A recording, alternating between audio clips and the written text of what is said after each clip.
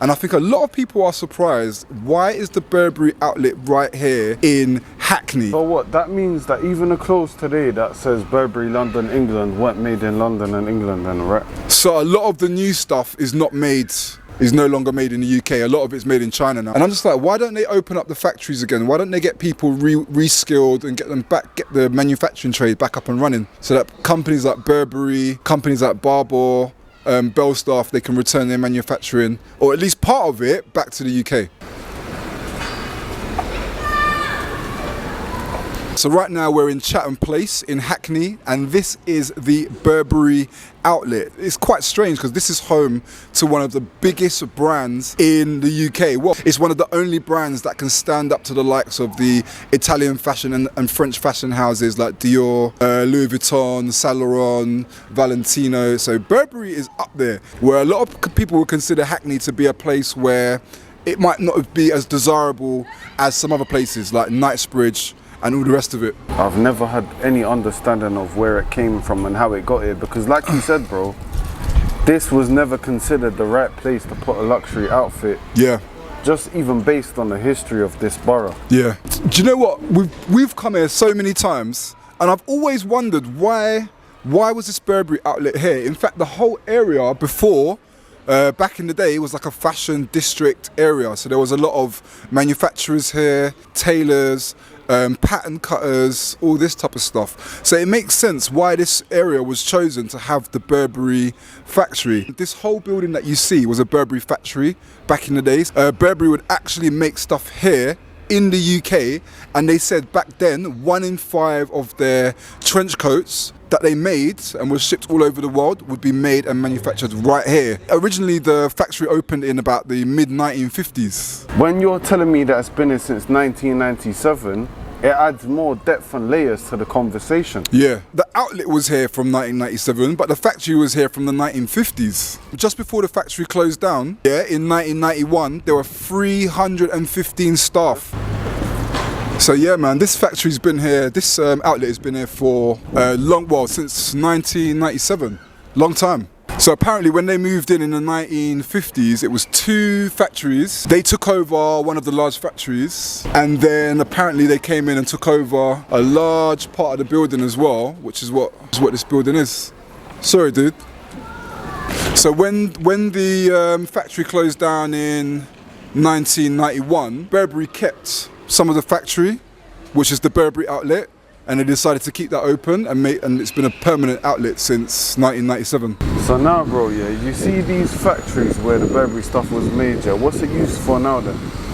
So now, good question. So now we'll go and take a look, but in the inside is like a mixed offices, mixed mini kind of manufacturing studios. Even, I don't know if you've heard of Christopher Rayburn. Yeah, his studio is here. Did you know that? Have you crossed paths with him? Nah. Video pending then? Yeah, video pending. But if we walk just down here, he's got his studio right there.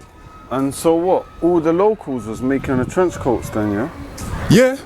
So basically back then, 315 staff before they shut the factory down and unfortunately moved their production to places like China, which is a shame. All the garments were made right here by local seamstress, local pattern cutters, machine operatives. And if you go to Hackney Museum, they've got all the photographs of quite a lot of the staff that used to work here. So what, that means that even the clothes today that says Burberry London, England weren't made in London and England then, right? So a lot of the new stuff is no longer made in the UK. A lot of it's made in China now. And what year was that shift made? It was probably around I think it was around the mid-90s.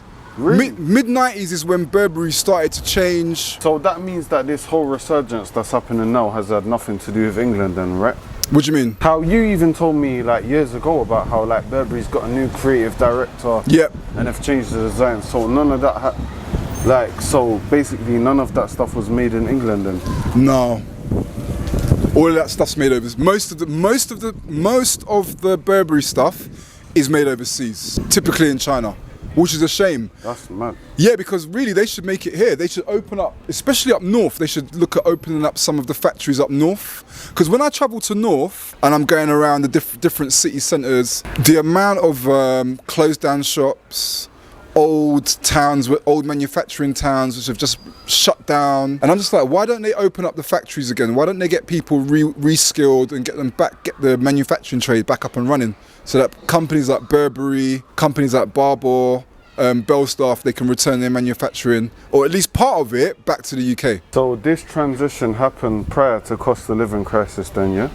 Oh yeah, long time, man, long time. This probably happened from... Pandemic. No, long time, man. Burberry started changing around in the early to mid 2000s. They started changing around, yeah. Because before that, a lot of people don't know, but Burberry was considered a bit of a... It was considered like an old money, like stuffy type of brand. It wasn't a brand that everyone wore in like the 90s. I brought that up, yeah, because I used to see like basically Burberry had the t-shirt that was in circulation not too long ago, like maybe a couple of years ago, where they had a t-shirt that said Burberry and underneath it said London, England. Yeah. And that's why I always wondered, what, is Burberry being made in England, or is that just based off heritage? Or it's just based off heritage. It's just based off heritage.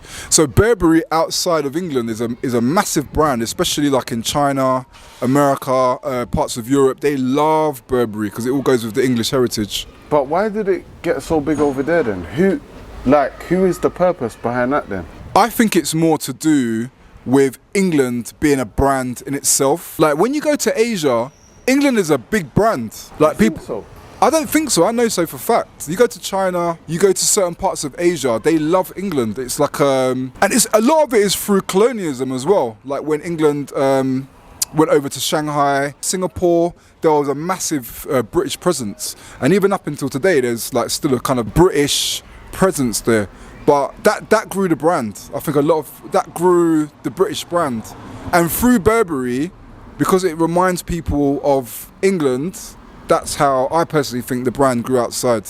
And that's why they use things like Burberry London, and they use those taglines because they know it resonates with people. So a lot of people don't know that back in the day, that Burberry was a bit of like a stuffy nose brand. It was like a brand for more older people, and the younger people didn't really resonate with it like that. It was popular, but it wasn't considered luxury. Like now, it's considered luxury.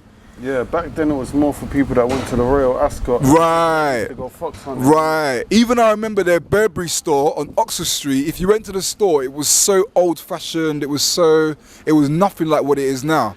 But the funny thing is, during the mid-90s, you started getting a lot of fakes popping up.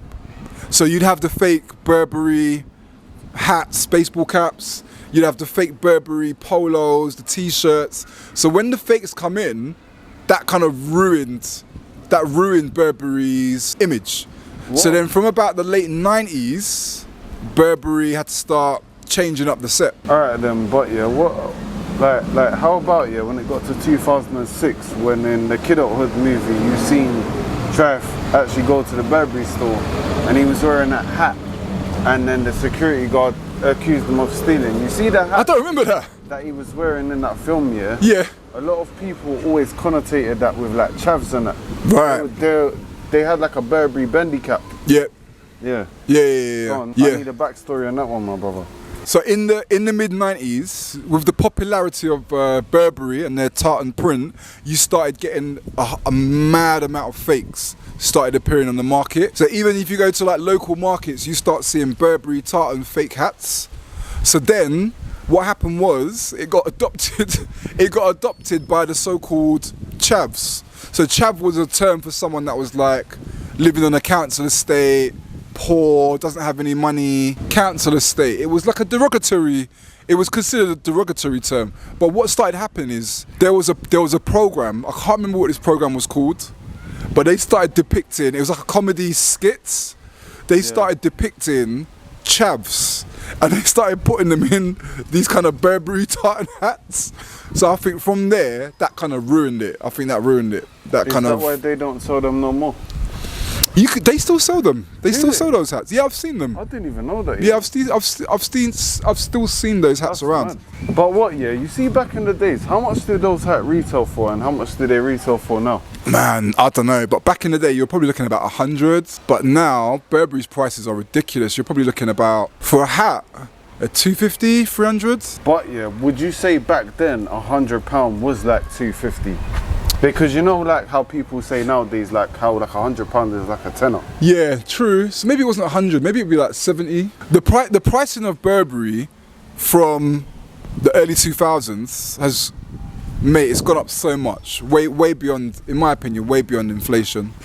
So this is it. This is the textile building here, Chatham Place. So this would have been how you would have got into the Burberry factory back then.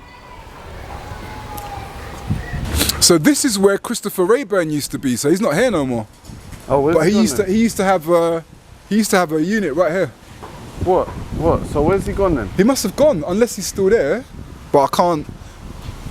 Before you used to be able to see in. So I don't know if he's moved. Yeah, but he's one of the UK iconic designers. I think he's gone off to Tommy Hilfiger. I could be wrong, but I think he does design at Tommy Hilfiger now. So yeah, this is the building. It's a beautiful building though. It kind of reminds me, it's got like this kind of retro feel to it.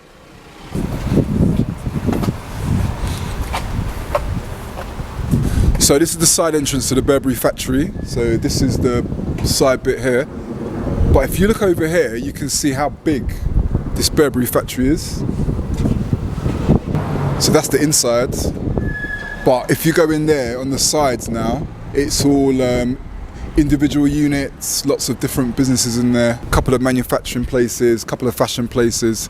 So they still try to keep a couple of fashion places here, but yeah man, that's that. Just based off that like structure, you can tell that it used to be a factory. Yeah, 100%. The building itself just gives off factory vibes, man. But no, bro, who's the one that actually schooled you on all of this information, by the way? Do you remember the last time when we came here and we done the Hackney Walk video? Yeah.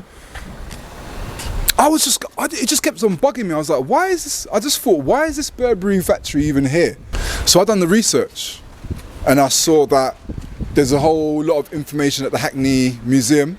There's a lot of like photography, pictures from local workers that used to work here. And I was fascinated by the whole thing. I was fascinated the fact that there was even a factory here, that 1 in 5 of the jackets was made right here, that local people as well were actually making the clothes. I just thought that was, the whole thing was fascinating personally. And I never knew that. And when I spoke to a few people, they never knew. But then I spoke to some older Hackney cats and they were like, yeah, I remember the factory, or yeah, my mum's mate used to work there and they used to do the sewing. Huh? How old are we talking, bro? How old are we talking what? The old Hackney cats. Oh man, I'm talking cats like late 60s. Late 60s. Okay, so like not 135. Nah, not that old. So this is inside the factory building now. Well, kind of like inside the quarters of the old factory building. Finally got in there, man. Yeah, man. But if you look, you can see like how the structure used to be. Little panel that I was talking about just up there. See up there, that like silver thing. Yeah. Where like it kind of resembles a factory. Yeah. It does. So now it's like all different units available for rent, lots of different units. The building is giving factory vibes. What I love about the building though is they still maintained it quite well, so the building still looks really good, it doesn't look run down.